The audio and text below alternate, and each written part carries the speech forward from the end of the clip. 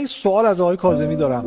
اساساً ما بگیم افغانستانی، افغانی چجوری بگیم درسته؟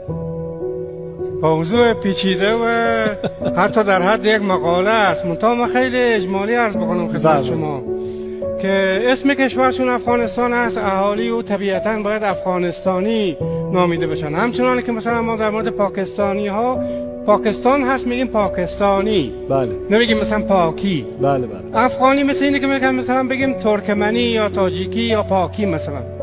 و دیگه این که افغانی نام واحد پول کشور است، بنابراین افغانی که اینجا مردوده.